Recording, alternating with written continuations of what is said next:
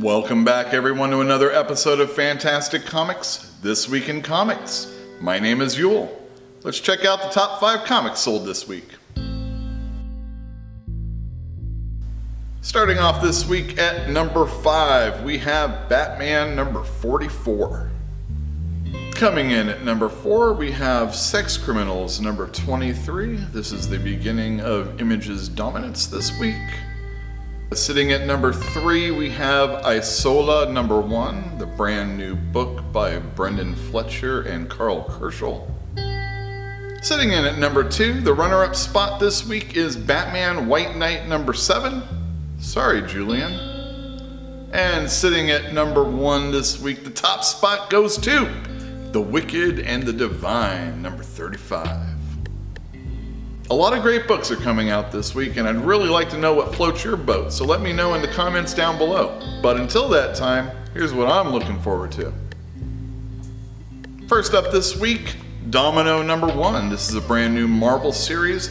They probably got the bright idea because she's going to be in the Deadpool movie, and they said, let's get a brand new comic book out. So they hired Gail Simone to do the writing. She's very well known for awesome action and adventure in a superhero vein stories. And David Baldion's going to be doing the artwork, and it looks like it's a very good team. Domino, probably next to Cable or Deadpool, is one of Liefeld's best known creations. Definitely one of his best known Marvel creations. And she's a mutant that hangs around with X-Force Cable. I expect to see some of him in this series eventually, hopefully some Deadpool also.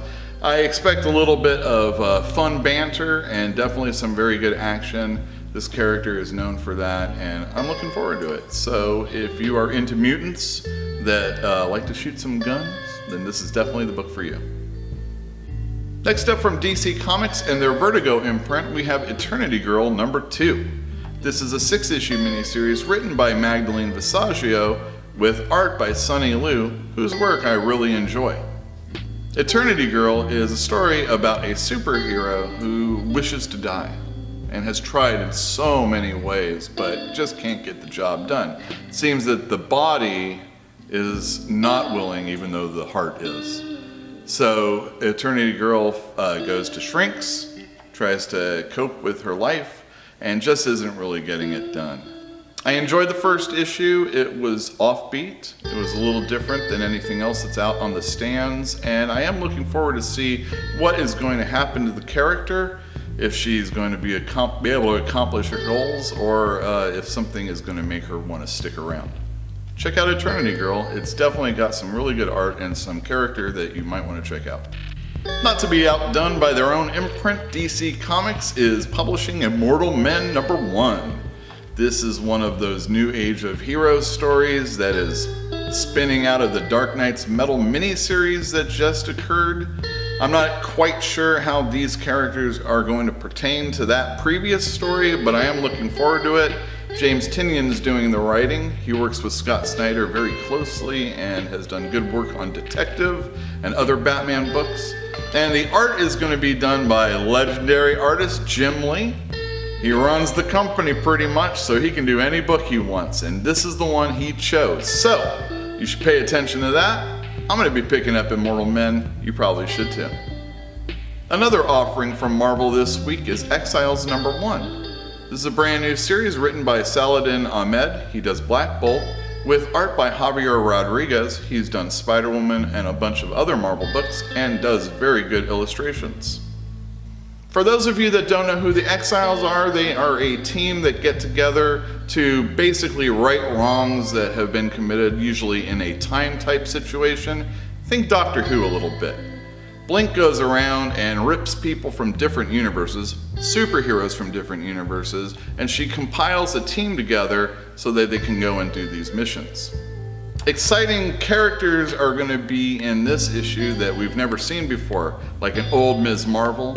We are going to get a Valkyrie, who is a black woman, kind of like the Thor movie that we saw not too long ago, and other characters that we haven't seen together before. So this should be quite a romp, and if you enjoy stories that have to do with like different takes on different Marvel universes, this is definitely one for you. And last this week from Image Comics, we have Gideon Falls #2. The very first issue sold out very quick and I had to get second prints in, which I have just in time for the second issue.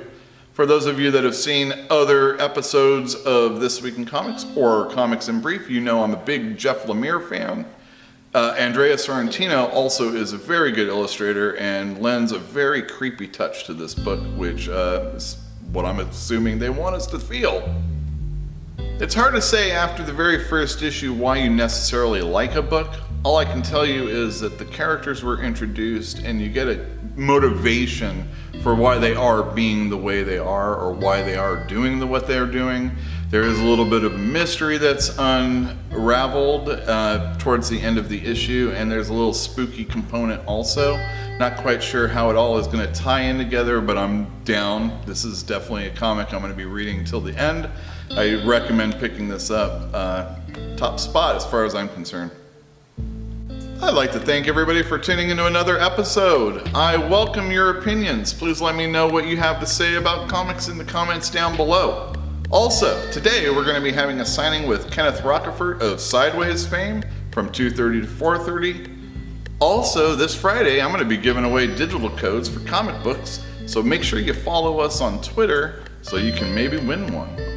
And if you haven't, subscribe to the channel, like the video if you do, and hit the bell for notifications. Hit the bell for notifications again. Hit it again so you can find out when new episodes are up.